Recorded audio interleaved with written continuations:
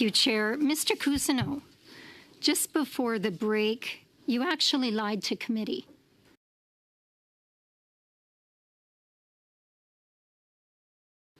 And you did it for partisan purposes. You did it so that Justin Trudeau and his buddy Tom Clark would look good. Point of order, Mr. Chair. We just had this Your conversation. department. It is a point of order. Sorry, it's not. Can you continue, Mrs. Yes. Block? Your Order, department. the language being used, Mr. Chair. The language is not respective of our witness. You do not have the floor, Mr. Longfield. You've been an MP long enough to know that if you wish to interrupt, you call a point of order. You've been an MP long enough to know what a point of order is. And you should perhaps follow committee rules. And if you can continue like that, I will not recognize you, Mr. Longfield. But I take your point, but that is not a valid point of order. Please allow Mrs. Block to continue, and I'm sure she'll get to her point. Rarely do I cut to the chase as I just have done. But your department sent this committee a letter which stated that 50 events were held at the Consul General's residence over the past 2 years, not 50 events in 1 year. So that's 2 events, that's 1 event every 2 weeks. As a result of the information that you've given us, I would like for you to table with this committee a list of those events, together with the purpose of the events, the number of attendees, and now, because of this contrary information that you've provided for us today, I would like the dates of all those events included.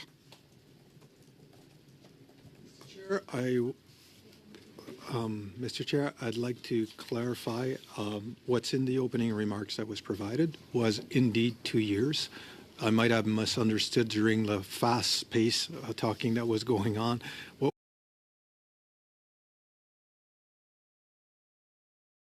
was mentioned, so it is truly 2 years. And I'd like to add that as public service, we're here to represent the great work that we're doing, and I take exception on when we're being accused of being liars. We're there to be there for value for money and to do good stewardship and to provide Canadians what's best for them. Thank you.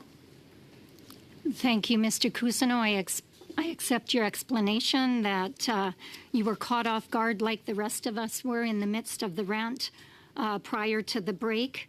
Mr. Irek also accused the Conservatives of wanting to downsize, when in fact this is the argument that yourself and the officials have made as one of the reasons for why this is such an acceptable place for the new Consul General to be moving to. So which is it? What's the official government line? Is it because it's a smaller residence and you want to downsize that you're pursuing this this residence, or is it something else? Mr. Chair, point of order, Mr. Chair. Point of order, Mr. Chair. Go ahead, Mr. Kuzmierczuk. Yes, I just wanted to clarify. Yeah, it's not a point of order. That's not a point. He's not making a point of order. I'm sorry. That's not a point of order. The word is downgrade. Colleagues, please, one person at a time. Allow Mr. Kuzmierczuk to do his point of order, and I will decide. Could you just start again, Mr. Kuzmierczuk? Yes. Respectfully, Mr. Chair, I used the word downgrade, that the Conservatives... Okay, that is not a point of order. We will continue. Go ahead, Mrs. Block.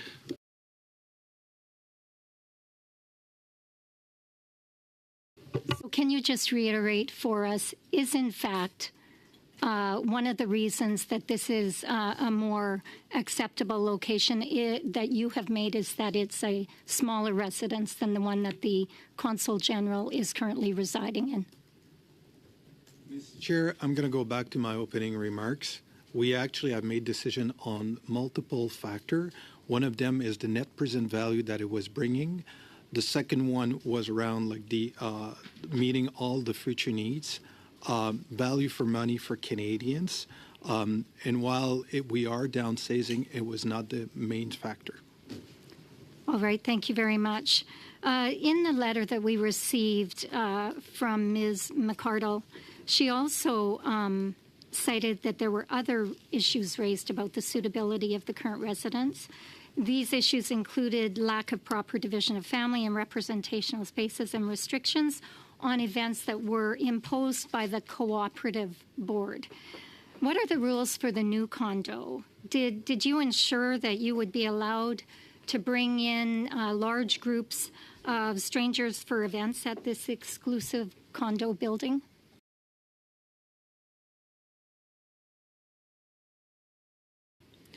Mr. Chair, I welcome the question. As you can imagine, with the co-op model that exists, there was a lot of restriction that we had to face, which was very challenges.